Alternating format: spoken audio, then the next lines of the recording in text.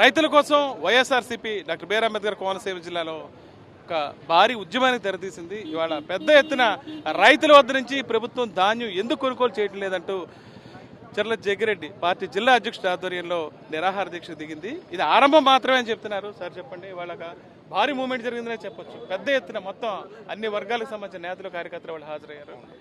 ఏ రకమైన స్పందన మీరు ఇక్కడ చూశారు? ముఖ్యంగా రైతు విషయంలో ప్రభుత్వం ఏం చేస్తుంది?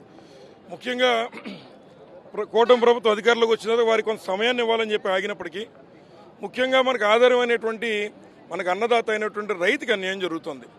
దాన్ని చూసి ఏదైతే వారి కష్టపడి పండించిన ధాన్యాన్ని గిట్టుబాటు ధరకు కూడా ఇవ్వకుండా తీసుకోకుండా దళారులకి ఇచ్చే విధంగా ఈ ప్రభుత్వం చేస్తుంది. దాని గురించి ఈ యొక్క కూటమి ప్రభుత్వాన్ని పూర్తిగా వారు చేస్తున్న ప్రజా వ్యతిరేక విధానాలు, ముఖ్యంగా రైతు వ్యతిరేక విధానాలని అరికట్టాలన్నప్పుడు మళ్ళీ వైఎస్ఆర్సీపీఏ జగన్మోహన్ రెడ్డి గారు ఉన్నప్పుడు ఎలా అయితే మరి పార్టీ అండగా నిలిచిందో అలాగే జగన్మోహన్ రెడ్డి గారు అయితేనే కరెక్ట్ అనేటువంటి ఒపీనియన్ రైతులందరూ చెప్పడం వల్ల ఈరోజు ఇది అంతం కాదు ఆరంభం అని చెప్పి సందర్భంగా తెలియజేస్తున్నాం. ఒక ఉద్యమం రైతుకు అన్యాయం జరిగితే మరి అంబేద్కర్ కోనసీమ జిల్లాలో రైతులకు దమ్ము ఎలా ఉంటుందో ఇవాళ చూపించారు. దాని ఫలితమే అప్పుడే మరి కాన్ఫరెన్స్లు పెట్టుకుని ఏదో రకమైన తీసుకుంటామని నిన్న మొన్ననేమో సన్నాయి నొక్కుతూ మేము ఏదో రకంగా దాన్ని కొంటామనో పత్రికా ప్రకటనలు మాత్రమే పరిమితం అవుతున్నారు ఈ ప్రభుత్వం. అంచేత మీరు పత్రికా ప్రకటనలు కాదు, ఇమీడియట్గా ఉన్నటువంటి ధాన్యాన్ని అంతా రంగు మారిన తడిచిన ధాన్యాన్నంతా కూడా కొనాలి. ఏదైతే కేంద్ర ప్రభుత్వం ఇచ్చినటువంటి 1740 రూపాయలకి లేదా 1725 రూపాయలకి మీరు ధాన్యాన్ని కొనాలని చెప్పి ఇవాళ మొత్తం అంబేద్కర్ కోనసీమ రైతాంగం అంతా కూడా ఇవాళ ఉద్యమించారు. అలాగే మరి ఏదైతే ప్రస్తుతం బొండాలు మేము కొనమని చెప్పి పక్కన పెడుతూ ఉన్నారు. బొండాల రకానికి ఇవాళ ఒరిస్సాలో మీ కూటమి ప్రభుత్వంలో ఉన్నటువంటి బీజేపీ మరి 3100 రూపాయలు అక్కడ ఇస్తున్నారు. మరి చంద్రబాబు నాయుడు గారు, పవన్ కళ్యాణ్ గారు మేము ఢిల్లీలో చాలా ఇన్ఫ్లుయెన్స్ అని చెప్తున్నారు. మరి మీ ఇన్ఫ్లుయెన్స్ ఉపయోగించి ఇక్కడ కూడా బొండాలు కొనే కార్యక్రమం మీరు చేయాలి కదా అని అడుగుతున్నాం. ఇవాళ 3100 మరి ఒరిస్సాలో ఉంటే ఇక్కడ బొండాల రేటు మరి కేవలం 1400కి 1200కి దళారులకు అమ్ముకోవాల్సిన పరిస్థితి ఈ యొక్క ప్రభుత్వం కల్పిస్తూ ఉంది. ముఖ్యంగా అంబేద్కర్ కోనసీమ జిల్లాలో 6 లక్షల మెట్రిక్ టన్నులు ధాన్యం పండితే కేవలం సంబంధిత మంత్రివర్యులు చెప్తున్నారు 2 రోజుల క్రితం మేము 98,000 కొన్నామని. మరి మిగిలిన 5 లక్షల మెట్రిక్ టన్నుల ధాన్యాన్ని గోదావరిలో పోయమంటారా, ఏం చేయమంటారని అడుగుతున్నాం.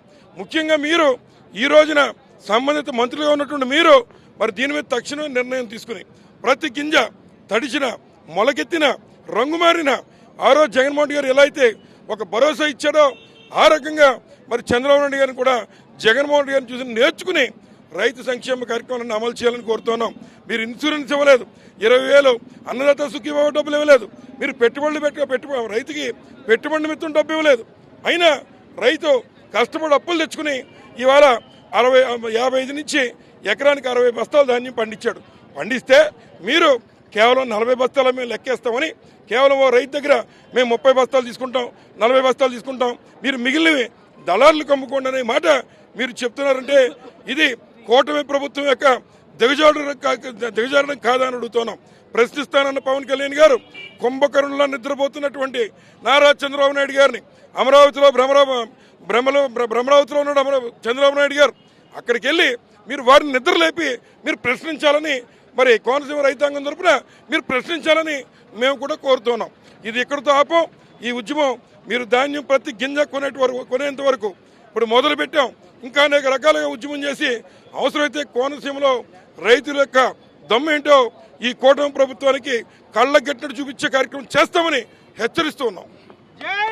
ఇది ఆరంభం మాత్రమే చెప్తున్నారు. కోనసీమలో రైతుల దగ్గర పూర్తి స్థాయిలో ప్రభుత్వం ధాన్యం కొనే వరకు ఎట్టి పరిస్థితుల్లో ఊరుకునేది లేదని ఖచ్చితంగా తీవ్ర స్థాయిలో ఉద్యమిస్తామని జగ్గిరెడ్డి చెప్తున్నారు.